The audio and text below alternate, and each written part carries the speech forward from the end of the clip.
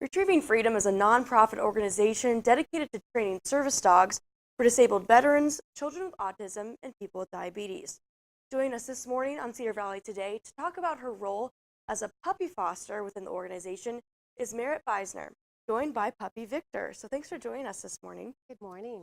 And how did you begin your role as a puppy foster? I've been volunteering for the last 3 years with Retrieving Freedom, and this is our third puppy.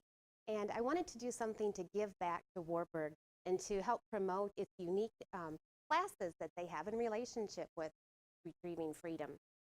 Okay, and so what does the role all entail? What do you have to do with Victor? A puppy foster works on the basic commands for socializing and potty training and knowing how to behave both in the house and in the public. And so we usually foster anywhere between 9 months and a year, and then they go to the next stage of training up here in Waverly.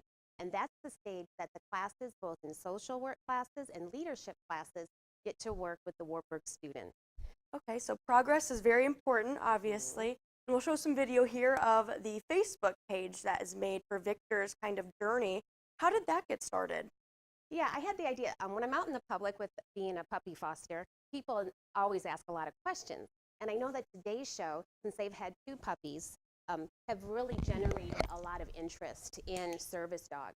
And so I tried to combine the Today Show philosophy of educating the public as well as promoting Retrieving Freedom and Warburg's unique opportunities for the students to give back.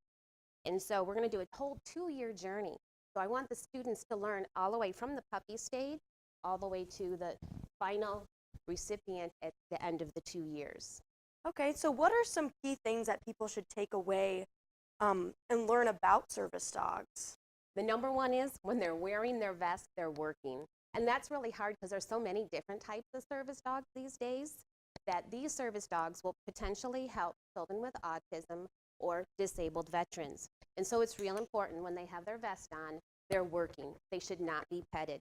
And his number one job is to focus on the handler, not to go seek attention and to be pet. That's different than a therapy.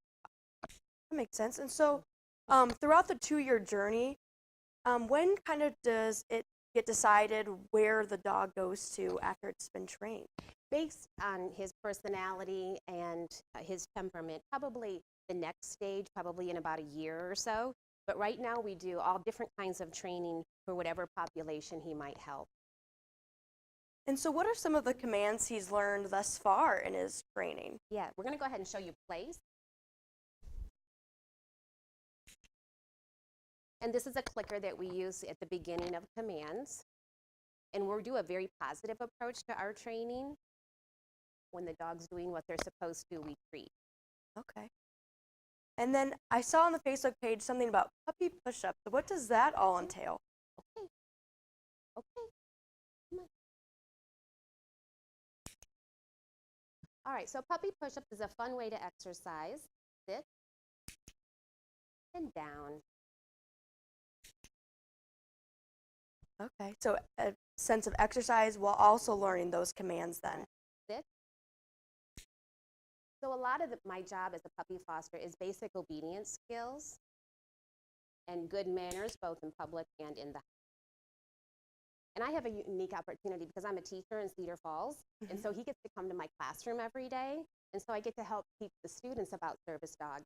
And it's really been a joy to watch because the students go home and teach their parents about service dogs as well. So we've had a big opportunity to share about veterans, respect for our country, respect for service dogs. Definitely, so it definitely goes full circle. Well, thanks so much for joining us this morning. And to keep up with Victor's progress, you can follow his Facebook page titled RFI's Victor's Quest.